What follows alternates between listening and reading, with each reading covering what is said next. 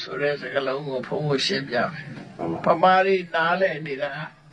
ကိုကလူတယောက်ကိုချီကျိုးအောင်လုပ်လိုက်ရင်ကိုချီကျိုးတယ်မှန်ပါဗျာအဲ့ဒါဝတ်လဲတယ်လို့ယူဆတယ်မှန်တော့အဲ့ဒါတော့အကျိုးပေါ်တယ်လို့ပြောတယ်မှန်ပါဗျာဝတ္တဆိုတဲ့အဓိပ္ပာယ်အဲ့ဒါပြောတာမဟုတ်ဘူးသူမှန်ပါဗျာဝက3မျိုးရှိတယ်မှန်ပါဗျာကိလေသာဝကမ္မဝဝိပါကဝဝတ္တဆိုတာလဲပတ်ပြီးဖြစ်တယ်အကြောင်းနဲ့အကျိုးနဲ့လဲပတ်နေတာမှန်ပါဗျာဥပမာဘဝကြီးဆိုဘုန်းတို့လဲပတ်တာလေအခုမနေ့ဆိုရင်နေထွက်လာတယ်ပြီးရင်နေဝင်သွားတယ်ညရောက်တယ်ပြီးရင်တစ်ခါမနေ့ရောက်တယ်ဒါလည်းလဲပတ်နေတာပဲလေမှန်ပါဗျာလဲပတ်မှုကိုဝတ္တလို့ခေါ်တယ်မှန်ပါဗျာအဲ့တော့ဘာလို့လဲပတ်တာလို့ဆိုရင်ရှင်တဲ့ကလူချင်းတဲ့စိတ်တွေဖြစ်တယ်မှန်ပါကိလေသာမှန်ပါဗျာလူချင်းတဲ့စိတ်ဖြစ်တော့ရအောင်လုပ်တယ်ကံကံတမရလာတဲ့ဝိပါကအကျိုးမှန်ပါဗျာလူချင်းတဲ့ရအောင်လုပ်တယ်ရတယ်လူချင်းပြန်တယ်ရအောင်လုပ်ပြန်တယ်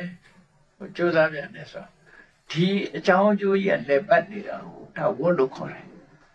ဝတ်မလဲပဲနိဗ္ဗာန်ရအောင်လုပ်လို့ရလားဆို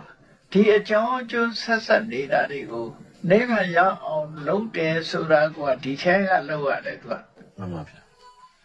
ဝတ်ထဲမှာပဲနိဗ္ဗာန်ရအောင်လုပ်လို့ရတယ်နိဗ္ဗာန်ရောက်သွားရင်ကတော့ဝတ္တနဲ့ထွက်သွားပြီသူမှန်ပါဗျာဒီထဲမှာသူကလုပ်လို့ရတယ်ဝတ်မလဲပဲဆိုတာတော့မဟုတ်ဘူးဝတ်ကတော့လဲဝတ်လဲတယ်ဆိုတာဗမာရီနားလဲတယ်ကိုကသူများကိုမတရားလုပ်လိုက်လို့ကိုမတရားလုပ်ခံရတယ်ဆိုဝတ်လဲမှုမျိုးပြောတာမဟုတ်ဘူးကိလေသာရှိရင်